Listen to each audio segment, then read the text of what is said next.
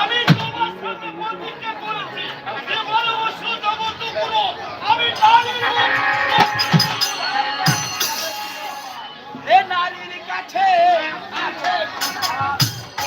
নারীর